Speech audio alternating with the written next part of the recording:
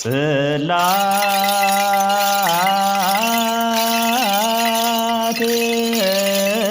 ዘሙሴ መይ ቀሺ ኃይለ ማርያም ገብረ መድህን ይባል ስራይ ደማ ናይ ገዳም ደብረ ሲና ካቴድራል ገዳም ደብረ ሲና ናይ ገብረ መንፈስ ቅዱስ ወይ ከዓ ጋብር መስኖ ህንጻ ኮሚቴ አውዚ ዞ ቤተ ክርስቲያን እዚ ብዙሕ ታሪክ ዘለዎ እዩ መቸም ናይ አቡነ ገብረ መንፈስ ቅዱስ እዩ ብዙሕ ታሪክ ዘለዎ እዩ ካብዙ ቤተ ክርስቲያን ዘሎ ካብ ባዕሉ ዝወጽእ እዩ ዚ ቤተ ክርስቲያን ካብ ባዕሉ ዝማይ ዝትሪ ኣለኻ ማይ ጸሎት ብዙሕ ዝወጽእ እዩ ምሕረቱ ዳ መጠረሻ ዘይውሉ እዩ ምሕረቱ ብጣዕሚ ሓያል ምሕረት እዩ ተጸይሩ ዝመጽእ ገጹ ንቅድሚ ነለ ዘዊሩ ዝጸጋም ዝኸድ በቃ ተታሚሙ ዝመጽእ ተምሒሩ ይኸድ ንኣብነት እውን አውዚ ያለው ኸሪእካ ይኽእል እየ ማለት ብዙሓት ምሕረት ዘለዎ እዩ አውዚ እውን ብዙሕ ታሪክ ዘለዎ እዩ ተጸይሩ መጽኡ ዝዓብድ ብዙሕ ጸላእ ኣሰናያ ዝሓዞም ምሕረት ዝህብ እዩ ቦቶ ድማ ዘይታ ይባሃል ናይ ካቴድራል ገዳም ደብረ ሲና ሰበካ ጉባኤ ዝጥርነፍ አውዚ ድማ ጣዊኡ ጣብያ ሚካኤል እምባ ቆሸት ገዳም ዝባሃል እዩ ማለት እዩ ዝስራሕ እዚ ድማ ዝቤተ ክርስቲያን ትሪኡ ጎሎም ካብዚ ቤተ ክርስቲያን ዝወጽእ እዩ ኩሉ ማይ ዝኸድሎ ካብዚ ቤተ ክርስቲያን ዝወጽእ እዩ ልዕሊ 6-7 ማይ ጸሎታት ኣሎ ናይ አምና አረጋዊ ናይ ኪዳነ ምህረት ብዙሕ ዘለው እዩ ማለት እዩ ካብኡ ብዝተረፈ ድማ አውዞዝኒ ዓጸድ ትሪኡ ኣለኻ ዝዓጸድ እዚ ኩሉ ግዜ ዓጸዱ መጠረሻ ዘይውሉ እዩ አውዚ አይቁጠም ማንም ሰብ ይወስደይ ማለት እዩ ታሪኻት እውን አውዚ ውስጥ እዚ ጸላእ ሰናያት ዓብይ ገበል ኣለው እዚ ገበል ናይ ዋዕሉ ልኡኽ ገበል ኣሎ እሱ ድማ ምንም ዝለኸየ ነገር የለይ ምሕረት ይህብ እዩ ማለት እዩ ካብኡ አውዞ ዝኒዮ ካብዙ ነባር ቤተ ክርስቲያን ሓድሽ ቤተ ክርስቲያን ኣሎ ሓድሽ ቤተ ክርስቲያን ተጀሚሩ ኣሎ አውዚ ጅማር ኣሎ ኩሉ ናይ ዓለም ሙሉእ ካብ ሃገር ካብ አዲስ አበባ ሙሉእ ኢትዮጵያ መጽኡ ዝሕጸወሉ ቤተ ክርስቲያን እዩ ሕዚ እውን ዚ ቤተ ክርስቲያን እዚ ኣብ ህንጸት ኣሎ ኣብ ጅማር ህንጸት ኣሎ ኣብ ምጅማር ህንጸት ኣሎ እዚ እውን ሙሉእ ዓለም ዘሎ መጽኡ ተምሓሩ ክትመሓሩ ዝደለኹም ናውዚ መጽኹም ተምሓሩ ተሓጸው ማይ ጸሎት ኣሎ ክትሕጸው ተደልኹም ድማ ዓብይ ምሕረት ዘለዎ ናይ ገብረ መንፈስ ቅዱስ ምሕረት ዘለዎ እዩሞ ምክንያቱ ሕጂ ብዙሓት ሰባት ገሊኦም ኣብ 3 ቀኒኦም መብዛሕትኦም 3 ቀኒኦም ተሓጽዮም ከይዶም እዮም ፍሩዕ ዓዶም ድሒኖም ተጸይሮም ይመጹ እውን ድሒኖም ከይዶም እዚ ገዳም እዚ ክንደይ ኣድሕኒ ክንደይ ብጣዕሚ ኣገራሚ ነገር እዩ ናተይ ዝንጊዕ ኢሉ ናተይ ድማኒ ዳርጋ ናሓሽ ይኸራ ሕዞ ኣሎ ሕጂ ትመጨለት ናብ 3 ሰዓት ኸውን ሕጂ ለማዓንቲ ሒዙ ወፅንሑ ትመጨለት ሕጂ ካብ መሓሽሽ ዓደይ ይዕልም ዘለኹ ንኣና ከምሕር ድማ ዘውዝንዮ ጠጠው ቢልና ኣሎ ማለት እዩ ማንም ሰብ ሂውና እዚ ገለ ሂውና ዘይበሃል ካብዚ መጽኡ ክበሃል ዘይክእል ማይ ዝመጽእ ዝወጽእ ዘሎ ካብ በዓላ ካብዛ ቤተ ክርስቲያን ውሽጢ እዩ ዝወጽእ ዘሎ ታሪኹ ናይ ገብረ መንፈስ ቅዱስ ካብ ኣቦኡ ካብ እንኡ ዝተወለደሉ ተወሊዱ ጥብንኡ ማንም ዝቆመሰ ነገር የለ ብእግዚአብሔር ኣምላክ ግን ተባሪኹ ተቀዲሱ ታዩ አውዝንዮ ትሪኡ ኣለኻ ዘውዝንዮ ናዩ ኣምሳል እዩ ብዙሕ ዝጸልየሉ ጸጉሪ ዘይብሉ ናይ ኣምሳል እዩ ጽሕሙ እዩ ናይ ጽሕሙ ክዳኑ ጨጉሪ እዩ ክዳኑስ ጨጉሪ እዩ ኣምሳሉ ግን አውዚ የለካ ኣብ ላዕላይ ኣሎ ኣብ ላዕላይ እውን ኣሎ አውዚ እውን እንለ ማለት ብላዕል ኣሎ ኣብ ላዕል ኣሎ ኸሪእካ እዚ እውን ጽሕሙ ናይ ኣምሳል ናይ ገብረ መንፈስ ቅዱስ ኣምሳል ይረአዮ ካብ ድኡ ካብ ተወሊድስ ጨጉሪ እምበይ ክዳን የውሉ ስለዚ ግን ዞም አቡነ ገብረ መንፈስ ቅዱስ ህዝብ ዓለም ምሕሩ እዮም ሕዚ እውን ደጋጊምና